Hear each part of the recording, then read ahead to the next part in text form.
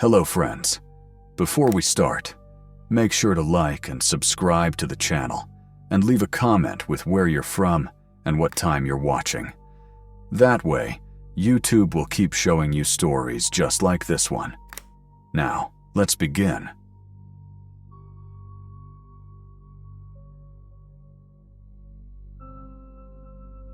My name is Marshall Quinn, and in the spring of 2016, I accepted the permanent ranger post at Red Valley Preserve, a massive 240,000-acre stretch of cliffs, canyons, and dense pine wilderness in northern Wyoming. I'd spent 6 years bouncing between temporary wildfire crews, seasonal trail maintenance jobs, and search and rescue rotations that barely paid for gas, let alone rent. The Red Valley assignment felt like everything finally aligning. Benefits, stable work, and the kind of isolated nature I'd always preferred over towns full of gossip and noise.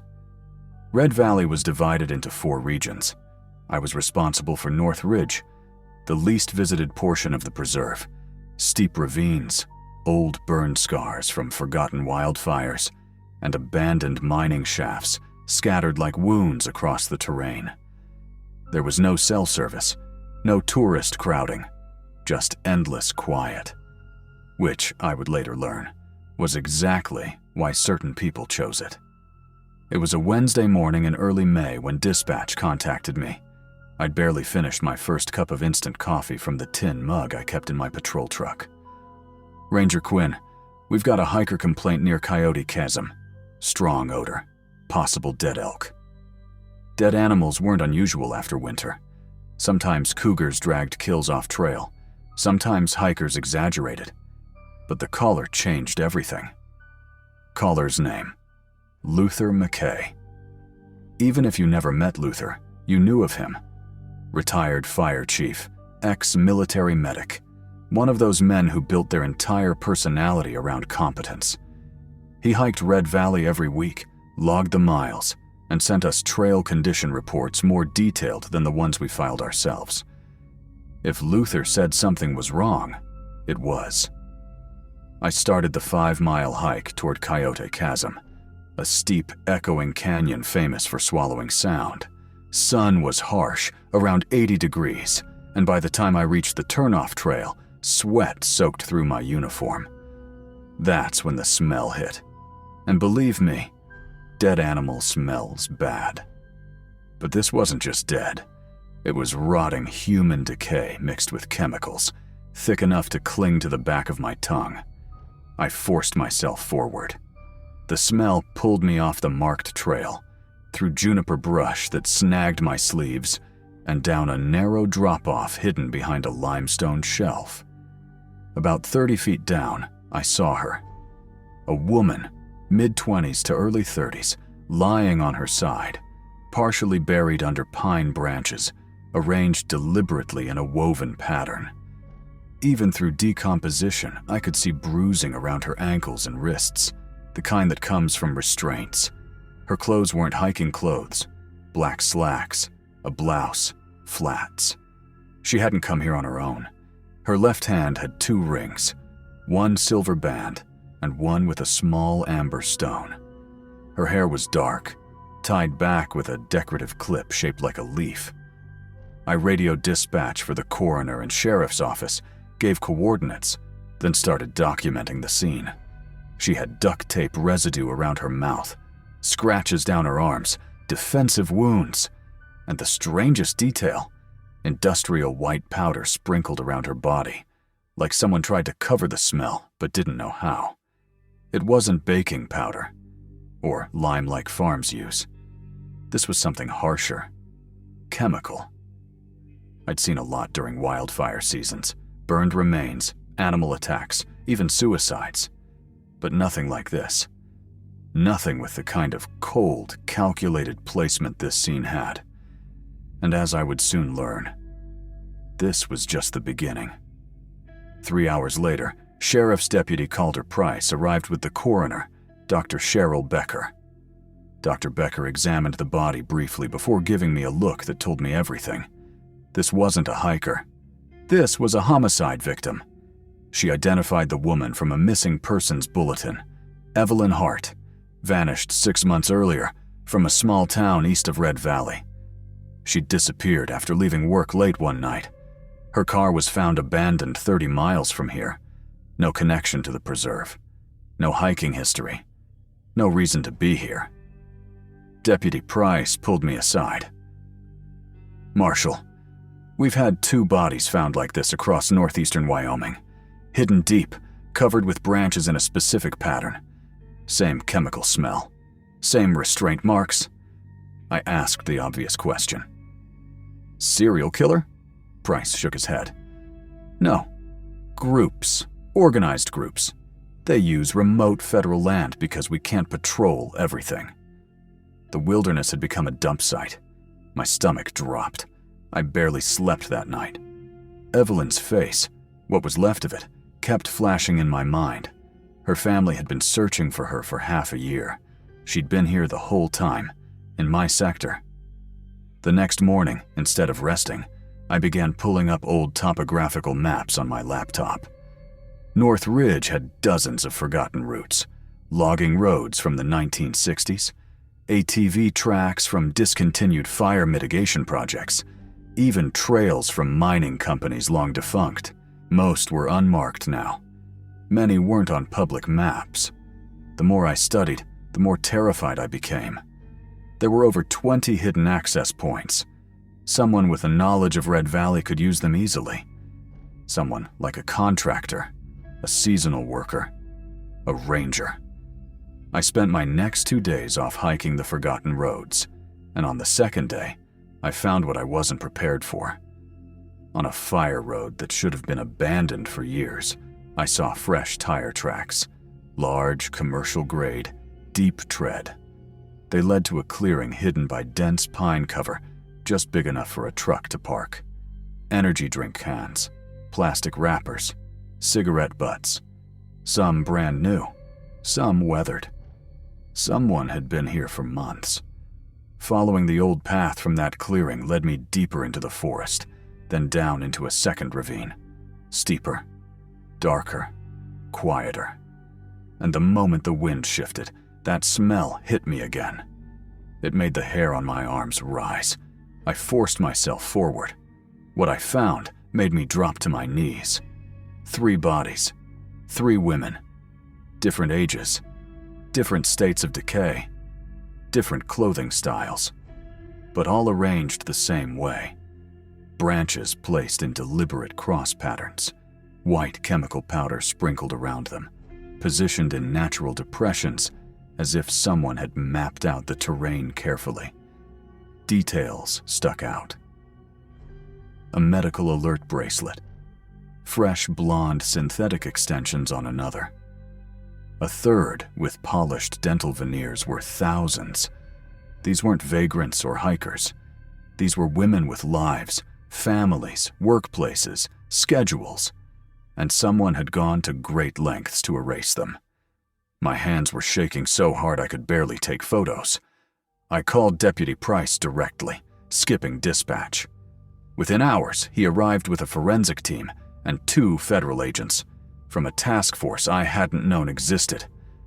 Agent Natalie Rowan, mid-40s, sharp voice, colder eyes, introduced herself. She didn't waste time on courtesy. "Ranger Quinn, you just found the largest disposal site tied to the Birchline Corridor network." I didn't know the name, but she said it like everyone should. She explained quickly. A trafficking ring had been transporting women between cities along the northern interstates. When victims became sick, resistant, or identifiable, they were discarded. The wilderness of Red Valley was perfect, huge acreage, low patrol frequency, dozens of hidden access roads. She told me the chemical smell was a mixture of lime and an industrial solvent, a combination used to degrade tissue faster and destroy DNA evidence. They'd been doing this for at least 2 years, likely longer. Then she said something that made the air feel colder. "They have help, someone local, someone with access, someone who knew our patrol schedules. Someone who knew which areas we ignored in off-season. Someone who could move freely without suspicion. I thought about contractors, seasonal workers, maintenance crews, even my fellow rangers. For the first time in my career, I felt afraid of the people wearing the same uniform as me. I started carrying my service weapon everywhere, varied my patrol routes, checked under my truck before starting it. Paranoia became second nature. But it wasn't paranoia after what came next. A week after the FBI removed the bodies, I found fresh boot prints leading to a tree overlooking the old fire road. A high-end trail camera was attached to it. The memory card was missing, but the camera casing was warm. Whoever planted it had been there less than an hour before, watching me, documenting my movements, tracking how close I was getting. After that came the escalations. Broken branches left on the main trail forming an arrow pointing away from the ravines. My personal truck's tire slashed while parked at the staff housing area. Fresh tire tracks circling my cabin late at night. Same commercial tread. They wanted me to know, "We see you. We're closer than you think." The final warning came 2 weeks later, a moment I'll never forget. At 2:43 a.m., my dog went berserk, barking at the bedroom window. I looked outside. A single work glove, the same brand the park maintenance crew used, was hooked onto my truck's side mirror using a zip tie. It was stained with dark red fluid. Later testing said it was transmission fluid, not blood. Inside the glove was a folded photograph, a picture of me in the second ravine, taking photos of the bodies. Someone had been there the entire time, close enough to watch me without being seen. On the back of the photo, rangers who wander too far go missing. And that was when I requested immediate transfer. I didn't sleep for 2 days after finding that glove. Fear does strange things to the mind. It sharpens some thoughts and completely destroys others. Every noise outside my cabin sounded like footsteps. Every truck engine from the staff lot felt like someone circling back. I filed the report with Agent Rowan and Deputy Price, but they didn't react the way I expected. Rowan only said, "They're testing you, seeing how much you figured out." Testing me. I wasn't a detective. I wasn't part of a task force. I was a ranger who happened to stumble into a mass grave. But the group responsible didn't care about job titles. To them, I was simply a problem. Rowan told me to stay on duty, keep patrolling, and act normal. She said pulling me out would make the suspects disappear. So I did my job, but every day felt like walking deeper into a trap. One afternoon, while checking the main ranger office for equipment, I noticed something odd. A maintenance binder, months old, lying half open.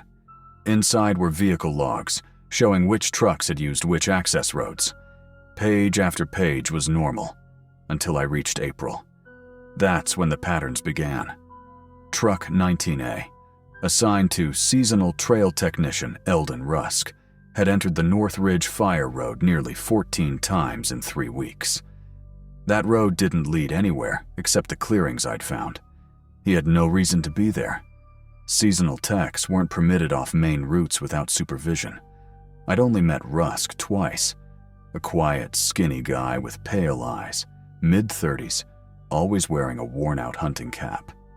Polite. Forgettable. Exactly the kind of person no one pays attention to. I checked deeper. Every time Evelyn Hart or the other women were last seen alive. Eldon's truck had gone into North Ridge the same week. My stomach tightened.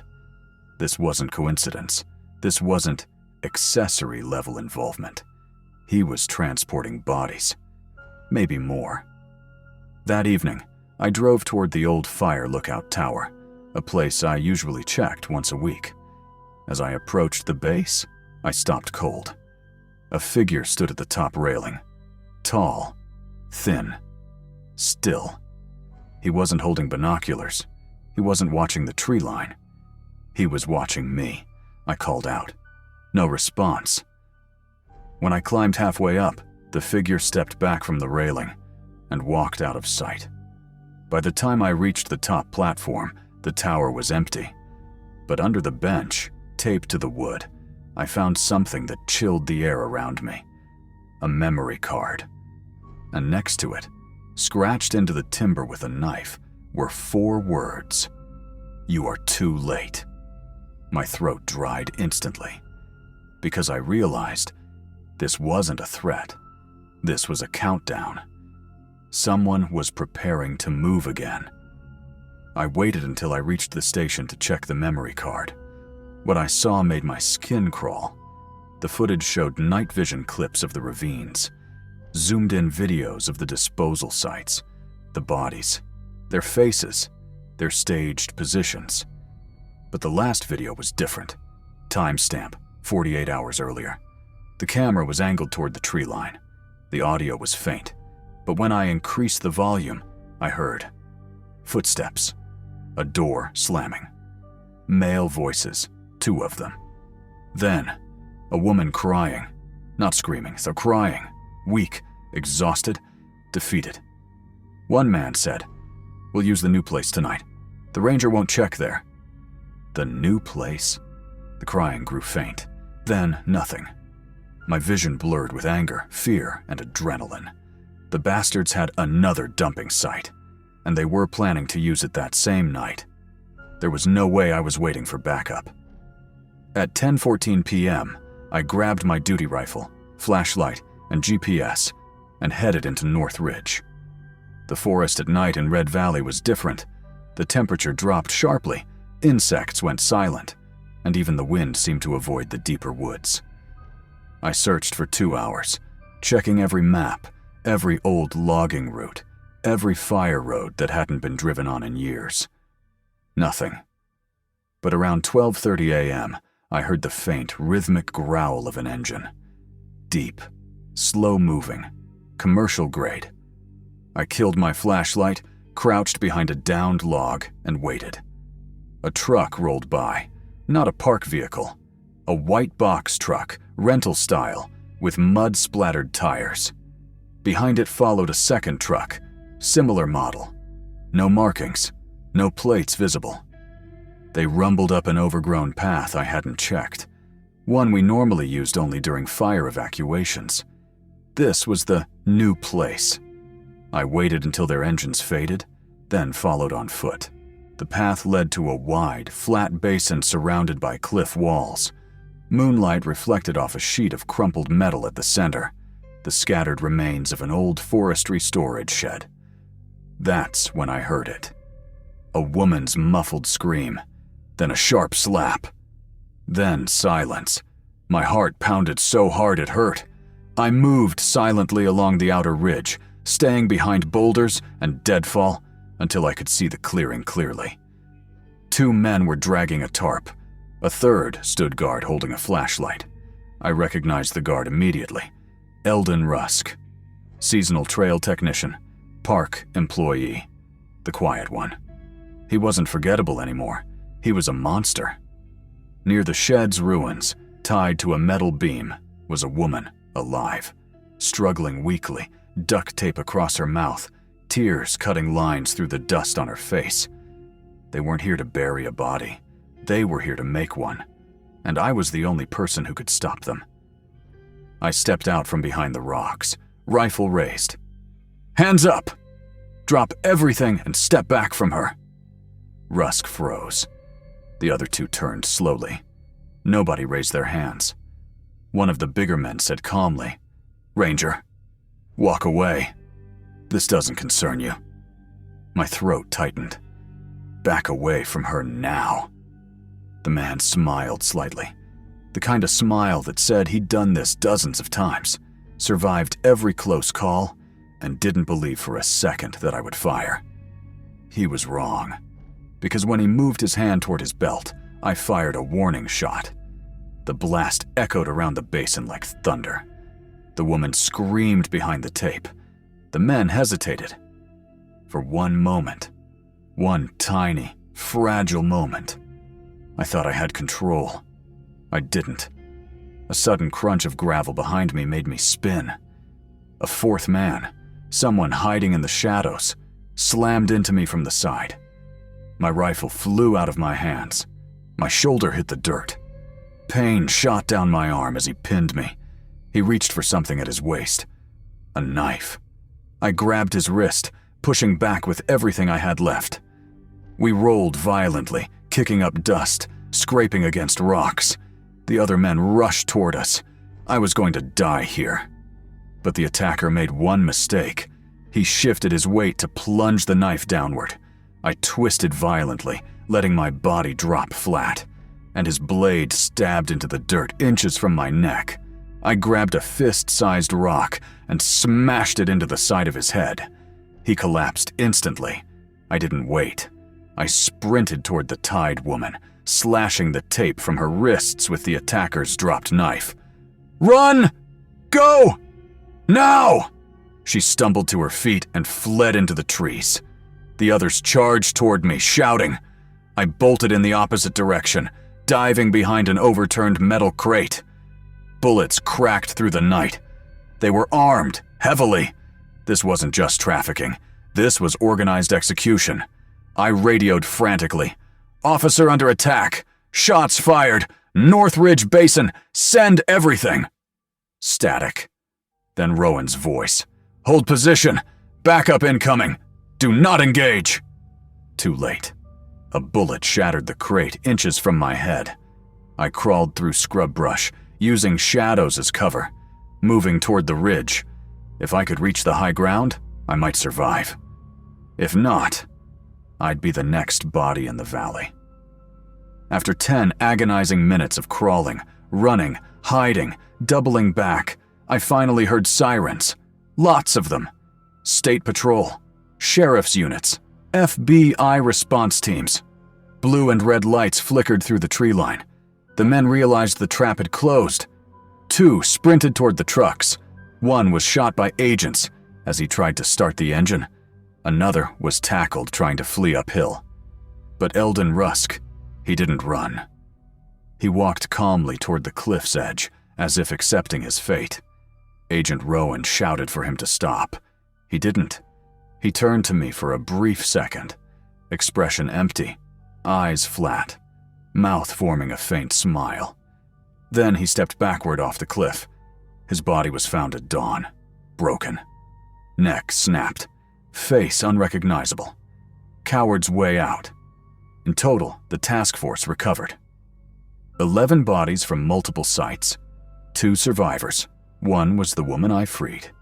4 men arrested. 1 dead. Rusk. The case tore through national news for weeks.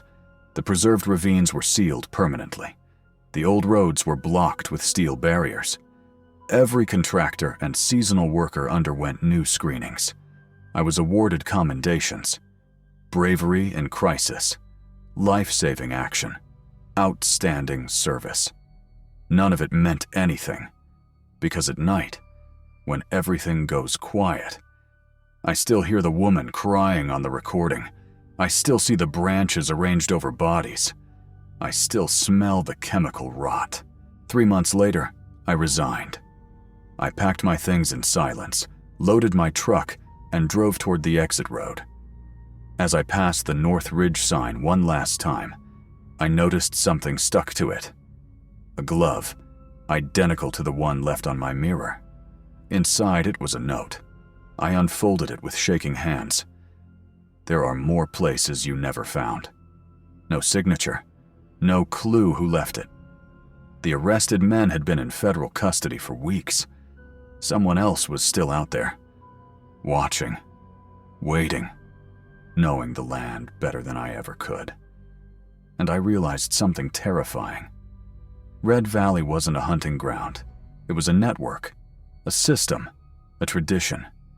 And I'd only shut down one small part of it. The rest, still out in those woods, somewhere.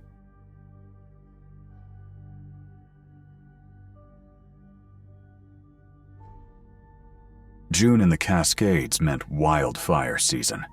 and someone always had to cover the remote observation stations. After 11 years working with the Forest Service, I thought I'd seen it all. Rotating through backcountry posts had become routine for me. The Maple Hollow cabin sat 15 miles from the nearest paved road, tucked deep into a valley where the only access was a narrow dirt track that wound sharply through dense fir and cedar forests. Most rangers dreaded the isolation, especially night shifts, but I found it peaceful. The silence was a gift. It gave me time to finish reports, monitor radio channels, and scan the horizon for smoke. That evening began like any other.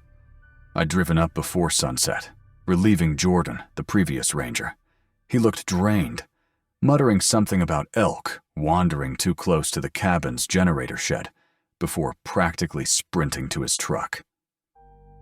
By 9 p.m., I was settled with a cup of coffee, logbooks spread across the desk, the radio crackling softly with the usual chatter from dispatch and other stations scattered across the forest. At 11:25, the static on the radio shifted, subtle at first. Another ranger trying to reach me, I thought. Signals sometimes get scrambled behind ridges, but the transmission wasn't standard. No call signs, no station identifiers, just fragments of sound bleeding through the white noise. Then I heard it. A faint sobbing, muffled, almost like it was happening far away. Then, amidst the broken syllables, a whisper. Not my call sign, not ranger designation, just my first name, drawn out slowly, deliberately. I froze. My training kicked in immediately, but instinct screamed that something was very wrong. I grabbed the handset, following protocol. First step? Check with dispatch. Maybe a lost hiker, an injured camper. Nancy, the night dispatcher, sounded puzzled when I explained. She checked every board, contacted other stations, and even called local law enforcement. No operations, no emergencies. Nothing. She suggested atmospheric skip, radio waves bouncing off the ionosphere. But atmospheric skip doesn't whisper your name. I knew it, and from the pause in her voice, Nancy knew it too. She reminded me to lock doors, keep my sidearm close, and check in every hour. Standard procedure, suddenly feeling insufficient in a wooden box surrounded by miles of dark forest. 40 minutes later, I heard them. Heavy boots, deliberate, circling the cabin. They paused at windows, doors, even near the generator shed. Motion sensors, supposed to cover 30 feet, didn't trigger. At the back door, I heard the doorknob turn. The deadbolt held, but metal scratched against metal. A tool working the lock mechanism. My Glock 22 felt tiny in my hand. The intruder had studied the cabin, knew the systems, and had sabotaged them. When I checked the backup battery system inside the closet, all LED indicators were dead. The wires were cut cleanly, not chewed or corroded. Someone had been here earlier that day, maybe while Jordan was out, and had disabled every emergency system. Then the radio crackled again. This time, a voice. Male, monotone, unnervingly calm. He recited details about me. Middle name, vehicle model, even my exact apartment number back in town, including the cracked step I'd meant to repair. He mentioned my morning jogging route, the coffee shop I frequented on Sundays, the corner booth I preferred, and a scar on my right shoulder, something only visible if I changed clothes. Before I could respond, the transmission cut to static. I was standing there, wires severed at my feet, alone. I switched to the emergency channel, using my personnel code, giving Nancy a brief coded message. Code 3 situation. Potential hostile at Maple Hollow. Requesting immediate backup. She responded immediately. Units were rolling from town but would take at least 90 minutes. 90 minutes in the city. Out here, it felt like weeks. And then I heard him. Not footsteps anymore. but dragging something heavy across the gravel toward the front door. A wet, sickening slosh with the sharp smell of gasoline creeping through the frame. I realized the cabin could go up in flames in minutes. Exiting meant running into a predator prepared for it. Windows were too small to escape. I grabbed the fire extinguisher from the kitchen, knowing it might be useless. A match struck. Sulfur stung my nostrils. Flames should have erupted instantly, but instead, there was silence. Then his voice, outside the door, calm, conversational, like we were discussing the weather.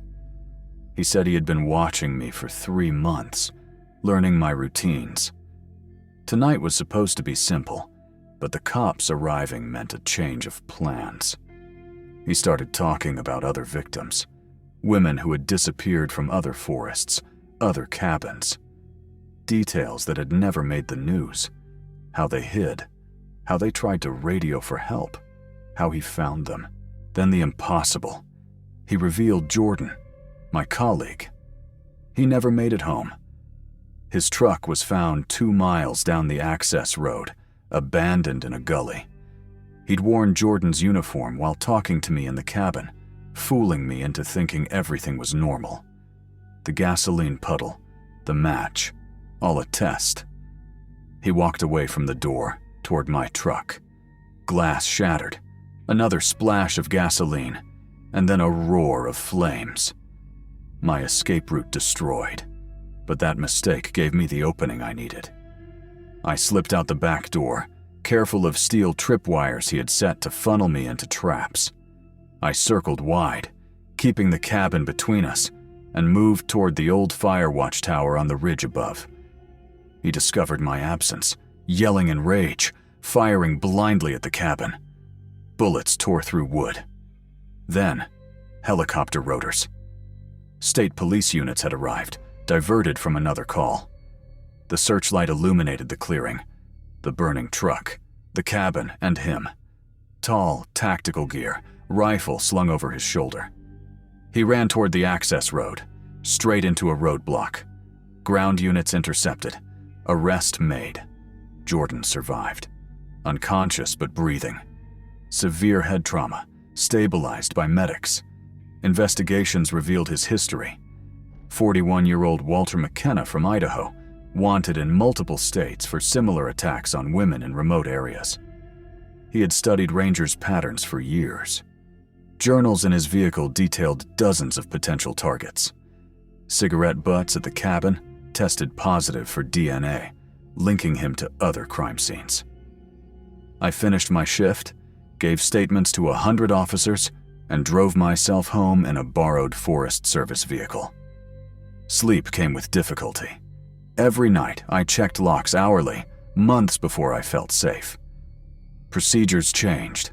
No ranger works alone in remote cabins anymore. Teams of 2, panic buttons directly linked to law enforcement. Infrared cameras impossible to disable externally. Yet sometimes, during long, quiet nights at Maple Hollow, I still hear it. Not footsteps, not radios, but the sound of someone watching, waiting, learning. Walter McKenna was caught, but he was only one predator.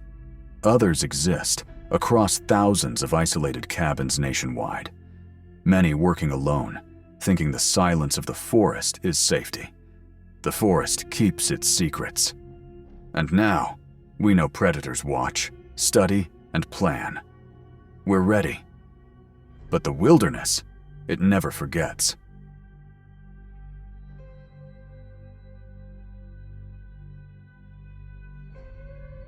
"5 years into working as a backcountry park ranger, I thought I'd seen the forest throw everything it had at me. From black bears tearing through supply sheds to hikers getting lost on trails I had mapped 100 times, I believed nothing could catch me off guard. But that late August morning in Ravenwood National Park would change everything. I arrived at the main ranger station just as the fog was lifting from the valley. My supervisor, a gruff man named Colton Hayes, handed me my assignment. A solo inspection of the Eagle Pass fire trail. The path was long neglected, barely maintained since a forest fire had swept through 3 years prior. It meandered along the cliffs of the eastern ridge, following the slow curve of the Raven Creek below. "Make sure the trail is clear," Colton said, his voice unusually tense. "Hunting season starts next week. We can't have service trucks or hikers stumbling into a mess." I loaded my pack with essentials: water, emergency supplies, chainsaw, brush-cutting tools, and double-checked my radio. By 7:30 a.m., I was driving the narrow gravel road that wound through towering pines and hemlocks, their shadows still stretched long by the rising sun. Birds called in the distance, a chorus that normally brought me comfort. But that day, the quiet between their calls felt heavier than usual, like the forest itself was holding its breath. 2 miles in, just beyond a granite outcrop that locals called Eagle's Shoulder, I froze. A thin glint of metal stretched across the trail, shin-high and taut. My first thought was, poachers. Ravenwood had been plagued with illegal deer snares in recent months. Kneeling for a closer look, I realized this wasn't a typical trap. The wire was anchored to sharpened stakes, and a spring mechanism cleverly hidden beneath the undergrowth. Any unsuspecting hiker would trigger it and end up with a serious injury, or worse. I flagged it with orange tape and radioed the station. Colton told me to document everything carefully and hold my position until deputies arrived. While waiting, I moved slowly up the trail, scanning every bush, log, and rock for additional traps. 20 yards farther, I found another setup, a bent sapling under tension, held with a rope and calibrated to strike anyone stepping on a camouflaged pressure plate. Whoever designed this knew exactly what they were doing. That's when I noticed something even more unsettling. A half-full water bottle tucked into a tree hollow, condensation on the sides. Fresh. Someone had been here recently and was watching. About an hour later, Deputy Marcus Fielding arrived. I'd worked with him on search and rescue missions before. When he saw the traps, his face went pale. "We need the crime scene team. Now," he said. Then, his expression darkened. "Did you notice anything else off in the area lately?" I remembered a hiker from last week. She had reported a torn backpack off-trail near Osprey Point, 3 miles from here. We'd assumed it was vandals, but Marcus got on his radio immediately in a coded conversation I didn't understand. Afterwards, he revealed the truth. We were tracking a suspect named Gideon Rourke, a former military operative who had jumped bail on federal charges and disappeared into the wilderness. Known for irregular warfare training, he had been living off-grid, setting traps, and observing the park for weeks. Marcus asked me to guide them to an abandoned cabin near the northern boundary. Normally, I would have said no. A simple inspection could have been enough. But I couldn't shake the thought of families hiking these trails every weekend. Children running ahead of parents. Teens wandering off for privacy. Someone had to make sure they were safe. We formed a team. Marcus, 2 deputies, Officer Rachel Lynn, and me.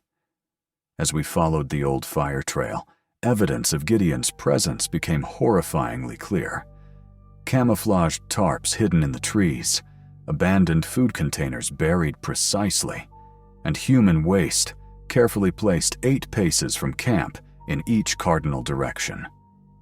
Officer Lynn found boot prints, size 12, with a distinctive wear pattern.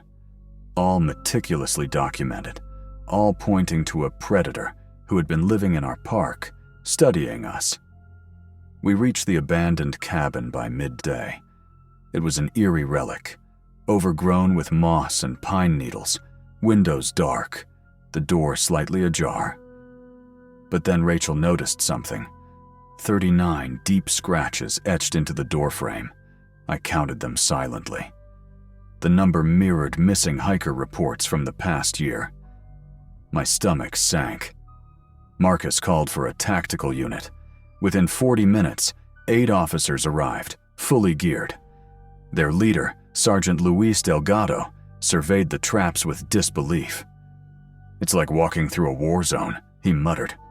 They deployed a bomb disposal robot to navigate the booby-trapped perimeter. Within moments, a swinging log launched from a cable flipped the machine, killing the feed from its camera. Delgado cursed, retreating the team further back. Then the whistling began. Not birds, not wind. Human. A marching cadence, the kind drilled into army recruits decades ago. It came from multiple directions simultaneously. Gideon was everywhere, or perhaps there were more than one. Then, a distorted voice boomed through a makeshift megaphone. "I've been expecting you. The cabin was the decoy. The real test is ahead." He mentioned something we hadn't known. A group of 30 middle schoolers camping 2 miles away at Raven Lake on an educational trip. My pulse spiked. Delgado split the tactical team, sending half to secure the cabin and the other half toward the school campsite. I volunteered to lead a smaller group through a hidden deer path that shaved 40 minutes off the main route. Every second counted. The chase through the backcountry was grueling. Gideon led us through terrain few civilians could endure. Cliff faces, dense undergrowth requiring machetes, and streams swollen with snowmelt. He was always just out of reach, leaving signs, wallets, photos of more traps, even maps marked with red X's, his own way of taunting us. The FBI profiler later explained his behavior. Gideon was controlling the narrative, exhausting resources while dictating terms. But he made a critical error. At sunset, he crossed a recently cleared area where a controlled burn had removed most undergrowth. The helicopter spotted him immediately, nowhere to hide. Loudspeaker warnings failed. Gideon remained calm, hands behind his head, as officers closed in from 3 sides. They found 14 additional trap sites in his possession, caches of supplies, and journals detailing surveillance of park operations going back nearly a year. During interrogation, Gideon claimed he never intended to harm anyone, only to expose vulnerabilities. The prosecutor wasn't convinced, and neither was I. Federal court sentenced him to 25 years without parole for 15. The park remained closed for 3 weeks, all trails cleared and double-checked. Attendance dropped dramatically. Families feared the forest, even after every trap had been neutralized. Now, years later, I still patrol those trails. When I walk along Eagle Pass, I check every shadow, step carefully, and listen to the wind, wondering what else could be out there. Watching. Gideon Rourke was captured. But the wilderness is vast. It has no conscience, no law, and some predators, human or otherwise, are still out there, waiting for their chance.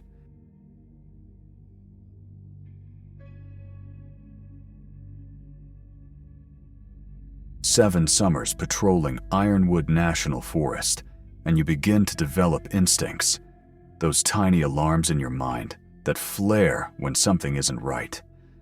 Birds will fall silent, the wind will shift oddly, or the forest will hum with the presence of someone who doesn't belong.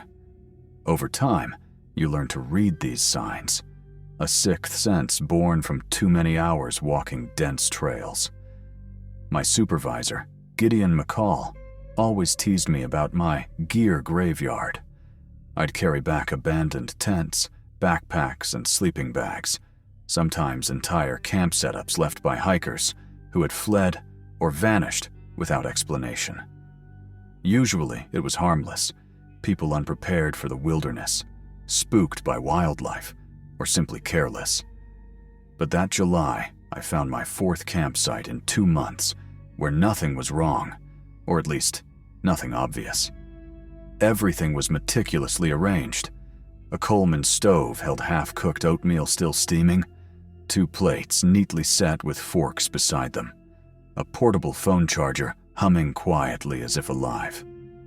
The sleeping bags were unzipped and rolled back, like the campers had stepped out for a moment. No tracks, no signs of struggle, no wild animal activity. Just an eerie silence, thick in the forest air. I had cataloged dozens of abandoned sites over my years here. The Dunbar couple from Wyoming, a California college group, a solo backpacker from Oregon, whose journal still sat in my office unclaimed. Nothing connected them, until now. Standing there among the Douglas firs, the fog weaving between the trunks, I noticed something chilling. The precision of it all suggested planning, not panic. I broke protocol. I swiped the portable phone. Most rangers would have bagged it as evidence immediately, sent it to the station. But 7 years of dead-end investigations had taught me one thing. Bureaucracy would move too slow. I needed answers. The owner was Nadia Harlan, early 30s, judging by the photos stored on the device. Her husband appeared in several images too, both wearing matching boots clearly bought for serious hiking. Her last call had been placed to 911 at 6:53 a.m. that morning. I pressed play, listening in the half-light of the forest. Her voice trembled, whispering. "They're here. Following us," Nadia said, barely audible. "All morning, since dawn. Moving with the trees. 50 yards out, never closer, never farther." Her husband's voice followed, tight with fear. "I can see them, just standing there, watching." The call ended abruptly. No struggle, no scream. Dead silence. I knew the area. The so-called Ironwood Shortcut, unofficial, beaten down by decades of local hikers, cutting through the forest between Meadow Creek and Falcon Run, invisible on any official map. Dense understory, near impenetrable in sections. I had used it countless times when needing to move quickly between patrol zones. Back at the ranger station, I pulled 15 years of missing person reports, ignoring the skeptical glances from Supervisor McCall. The pattern was unmistakable. Every disappearance occurred within a 3-mile radius of the Ironwood Shortcut. Different years, different months, yet the same corridor of wilderness, often overlooked, often dismissed.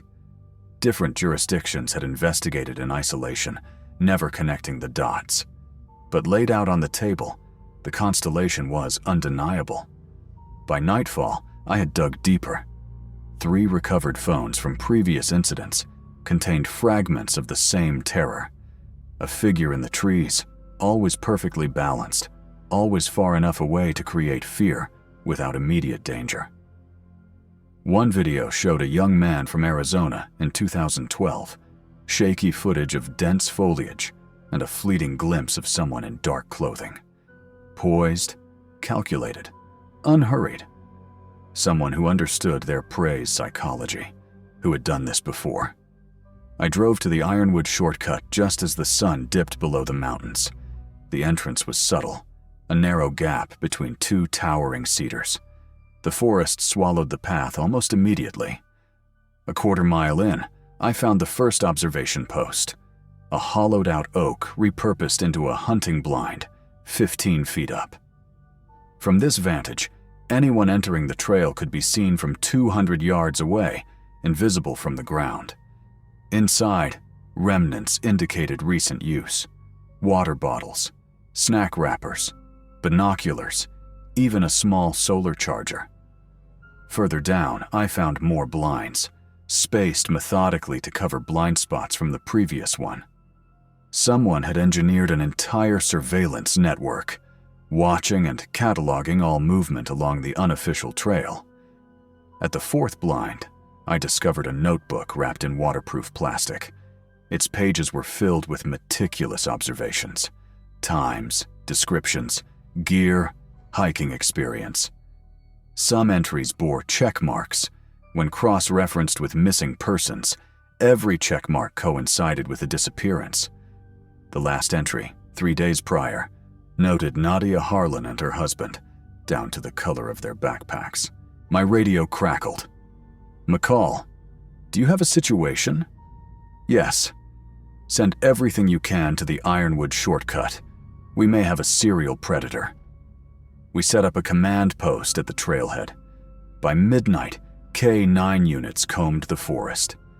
Dogs picked up a trail from the last blind, leading onto private land outside the park, parcels so fragmented the county struggled to track ownership. At 3 a.m., the trail led to a narrow, unmarked fire road. Fresh tire tracks, deep and heavy, winding 2 miles up the mountain. At the end stood a cabin.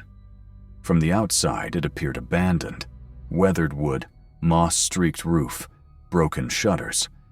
But the deadbolt on the door was new, windows reinforced. While awaiting a warrant, we surrounded it. When law enforcement finally entered at dawn, the stench hit first. Chlorine mixed with something organic, something wrong. The main room resembled a processing station, plastic sheeting on the floors, commercial freezers along the walls, hunting and butchering tools laid out with obsessive precision. No bodies, only trace evidence, hair, blood, that later matched missing hikers. The back room held monitors, feeds from hidden cameras along the trail, some angles I hadn't yet discovered. A wall covered in photographs, hikers, dozens of them, many crossed out in red. The scale was staggering. Nadia, her husband, and others marked in the notebook were never found. Ownership of the cabin traced to a shell company, registered to a P.O. box long closed. Forensic prints yielded nothing matching known individuals. The unofficial trail remains closed. Federal signs warn against trespassing. Additional rangers and cameras patrol the area. Yet locals still report seeing someone walking just inside the tree line, following hikers silently, remaining unseen. I transferred to a different park the following year. The shortcut, the blinds, the cabin. Too much for me. Too many unanswered questions. Some predators, I realized, aren't caught. They vanish, leaving only fear behind, blending into the forest, waiting for the next curious hiker to stumble into their shadowed world.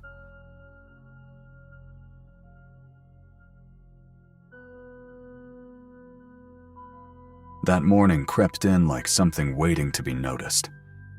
My shift at Cedar Ridge Mountain Park started quietly, the kind of day that usually meant paperwork, checking trailheads, or clearing fallen branches.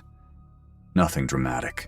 The fog rolled in thickly, swallowing ridge lines and turning familiar trees into ghostly silhouettes. My thermos held coffee that tasted like metal, a bitter companion to the low hum of the station's radio. I felt calm, steady, the kind of morning where nothing happens. But that's always when the forest likes to remind you it's alive in ways you don't expect. The first call cut through the static like a whisper in the fog. A man, maybe mid-30s, sounded breathless, injured, or so he claimed. His coordinates placed him near Pine Spire, a ridge with confusing terrain and unmarked spurs. The numbers didn't match any trail maps, but fog disorients even seasoned hikers. I asked him for details, injuries, surroundings, landmarks. He gave fragments, gasping between words. Something about the cadence felt off. Not the words themselves, but the way he hesitated, like glancing away while speaking. Still, I followed protocol. I logged the coordinates and dispatched a field team. When they arrived, the ridge looked untouched. No footprints, no dragged debris, not even broken branches. Nothing indicated that anyone had been there. The fog made everything gray and shapeless, but it couldn't erase impressions in damp soil. Instead, the team discovered a small lean-to tucked behind a cluster of spruce trees, assembled from tarps and fallen branches. Nearby were cans of beans with their labels removed, a small fire pit filled with charred clothing scraps, and a heap of worn boots in assorted sizes. None of it looked haphazard. Someone had arranged it carefully, as if to mislead. Before the team could call back with new coordinates, the radio buzzed again. The man was moving, 5 miles east now, calling fast, almost rehearsed. I asked how he traveled so far if injured. He didn't answer, moving straight to asking for help. I dispatched another unit to the new coordinates. Same result.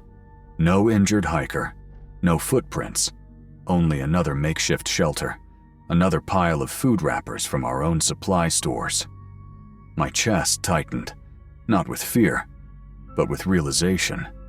Someone was orchestrating this. Someone playing a game, and we were the pieces. Search teams bounced from location to location. Each site showed signs of habitation. Tarp stretched between boulders, a rusted coffee can with fish bones, strips of newspaper woven into makeshift rope.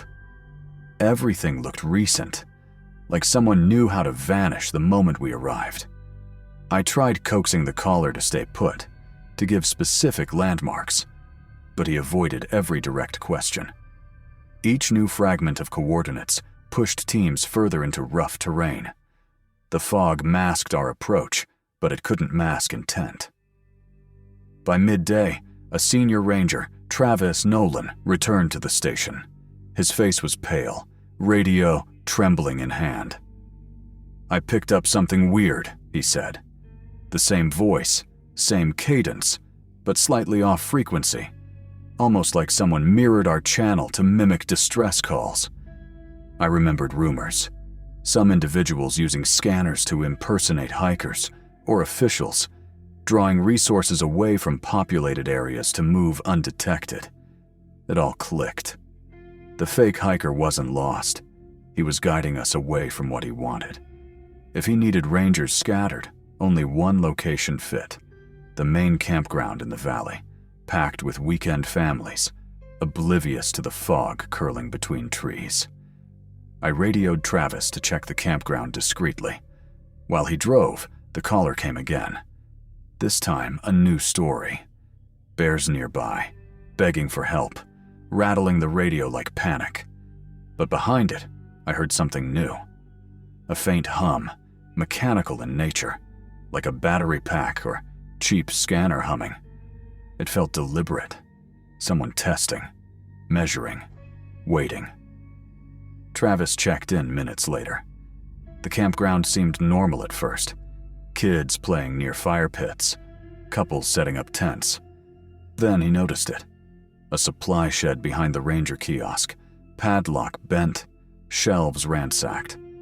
First aid kits, propane canisters, emergency food, radio batteries. All gone. Muddy impressions hinted at heavy objects dragged across the dirt. Whoever had been calling us wasn't wandering aimlessly. They were gathering what they needed while we chased ghosts in the fog. I instructed Travis to hold position while I alerted the remaining team. Before I could finish, the fake hiker called again. He blurted coordinates, then added, almost accidentally, "Nobody's around. It's safe."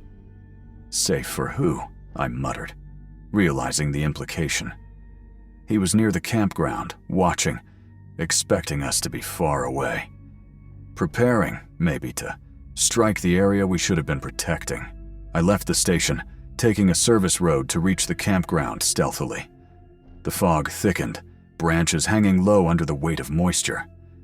As I approached the kiosk, I caught movement. A hunched figure, layered in mismatched clothing, carrying something bulky. Not a camper, not injured. Watching, waiting. The radio crackled in perfect timing, his voice broadcasting live as he scouted. He hoped we'd still be following decoy coordinates. I circled wide with Travis, cutting escape routes. He ducked behind a stump, then bolted when he realized we'd closed in. He dropped several items along the way. A stripped radio battery, a jar of peanut butter from our supply shed, a torn map marked with the day's fake coordinates. Travis tackled him first, hard enough to scatter the stolen gear. When the mask came off, the man looked younger than expected, late 20s, eyes darting rapidly, disconnected from the world around him. He muttered about gathering supplies, about filling the woods, about keeping rangers busy long enough to take everything he needed. The sheriff's office arrived shortly after. Fog finally lifted, revealing the campsite in calm, ordinary detail. Families unaware of the near disaster, kids still playing. Even now, I remember that day, whenever fog rolls in thick, radios crackling unpredictably, how a single voice, a carefully crafted game of deception, nearly turned into something far worse. Months later, the man's motives became clear. He was a scavenger, opportunistic, patient, and clever. He'd studied ranger patterns, learned how we responded to distress calls, and manipulated both terrain and fog to his advantage.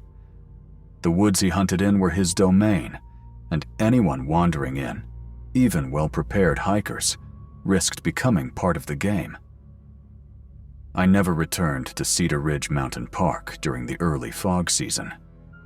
Some lessons, you realize, are learned too painfully to repeat. And the forest, well, the forest keeps secrets.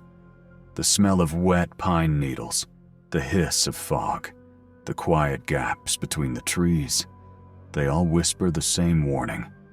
Someone, somewhere, is still out there, waiting.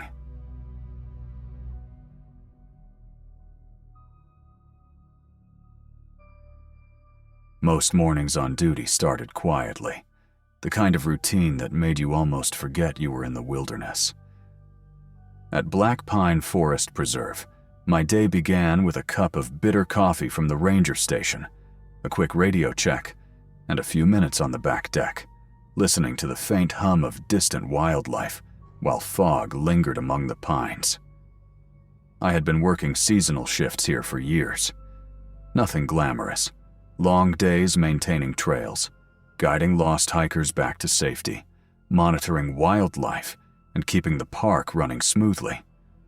But that morning felt different. There was a tension in the air that I couldn't name, subtle but insistent, like the forest was holding its breath. Radio chatter was heavier than usual. Multiple reports had come in from hikers in the north and east sectors, describing a strange man darting through the brush near various trailheads. The details were what unsettled me. He was described as unnaturally thin, moving with astonishing speed, and refusing to speak when approached. One hiker, voice trembling over the radio, said he'd seen the man crouched behind a fallen log, ribs visible even from a distance, watching with a predator's patience. Another claimed the man had vanished before they could step closer, slipping through the forest like he'd rehearsed his escape countless times. I finished my coffee slowly, tension building in my chest. My supervisor, Daniel Reese, instructed me to start checks in the north sector. I grabbed my gear, keeping my senses alert. The forest seemed quieter than normal, the usual rustle of squirrels and birds strangely muted.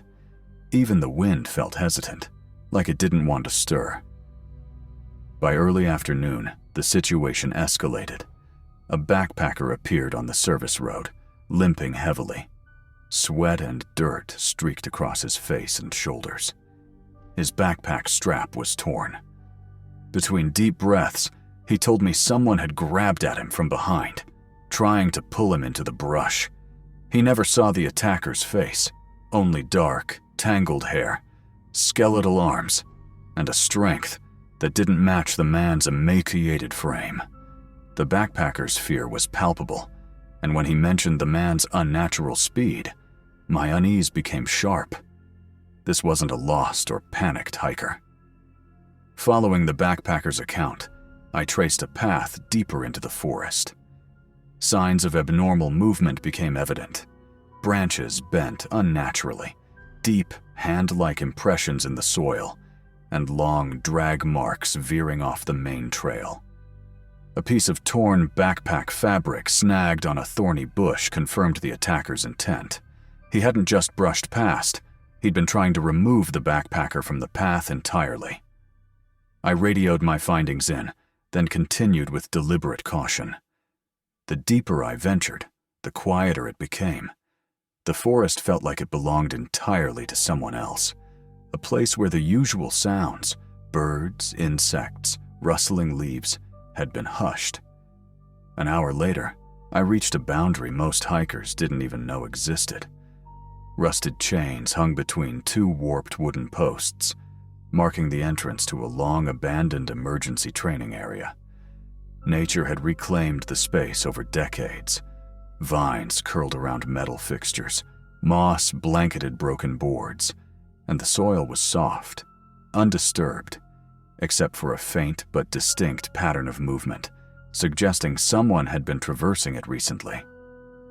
I pushed through, moving slowly, the scent of damp wood mixed with a sour undertone that made my stomach tighten. Eventually, I came upon a small clearing where an old survivalist-style shelter sat, partially hidden under layered branches and tarps. It was modest, just enough space for one person to sit and sleep, but clearly lived in. The doorway was draped with a frayed tarp. I hesitated, half expecting someone to rush out. Inside, clutter told a story of careful habitation. Neatly stacked food wrappers, a makeshift stove fashioned from a metal canister, maps spread across a crate. One map drew my attention. It was my own patrol route, circled in red and annotated in a way that could only come from someone who had observed me closely over weeks. Nearby lay a weathered journal with a cracked spine. Moisture had swollen its pages. I flipped through it slowly, reading entries that chronicled long shifts, bitter arguments with supervisors, and a growing resentment toward outsiders. As I continued, the writing became erratic, fragmented sentences about voices in the trees, sensing patterns in rustling leaves, tracking footsteps. One entry mentioned a resignation after a collapse during a storm, a date that matched a personnel file of a seasonal employee who had never returned to work. The journal made it clear. This was the person described in old orientation notes, the one who had vanished, retreating entirely into the forest. Among the debris, I found torn clothing, sun-bleached and mud-caked, some of it matching gear described in unresolved missing persons reports from the past decade. Standing there, a chilling realization struck me. This was no myth, no legend. This was a human being who had let isolation and wilderness reshape him into something unpredictable. He knew the forest intimately, moving with a precision that blurred the line between natural skill and premeditated stalking. As I radioed for backup, a sharp snap of a branch came from my right. Too close for a deer, too deliberate for the wind. My pulse jumped. The silence of the forest pressed in, thick and expectant. I spoke carefully into my radio, giving coordinates without revealing my precise intentions. 2 rangers arrived shortly after, and we secured the immediate area. More signs emerged. Fresh impressions in soil, disturbed leaves, and a strange arrangement of stones behind a fallen log, almost as if signaling or marking territory. Whoever this former employee had become, he wasn't surviving by chance. The forest was an extension of him, every route, slope, and tree mapped and memorized. We followed tracks as far as safety allowed, but the trail led into impassable dense undergrowth. Eventually, our supervisor ordered the pursuit halted. Without visual confirmation, we had pushed our luck enough. In the following weeks, patrols were doubled, trail cameras installed, and certain zones temporarily closed. One camera captured a fleeting image, a dark, thin figure darting across the frame, hair tangled, posture low, moving almost animal-like. It vanished before any of us could intervene. Investigations into old disappearances around this sector were reopened. The seemingly disconnected cases now formed a pattern, converging near the same restricted area. It became painfully clear. This man had adapted to the forest in ways no one had anticipated. He was a living ghost, Unpredictable, dangerous, intimately familiar with the terrain. The shelter was dismantled, journals secured as evidence, and patrols maintained. Yet, he was never found. To this day, hikers occasionally report glimpsing someone slipping between the trees or hearing footsteps where no one should be. Every description is the same: gaunt, fast, silent, human, but reshaped by years of isolation. Even now, whenever I patrol near that old restricted zone, I feel it. The quiet, the faint scent of damp wood and earth, the subtle impression that someone is watching with the same intensity that began this whole ordeal. The forest had claimed him, and in turn, he had become a shadow within it. The line between man and wilderness blurred, and I know the forest still has secrets it won't reveal. Some days, that realization is heavier than any burden I've carried as a ranger.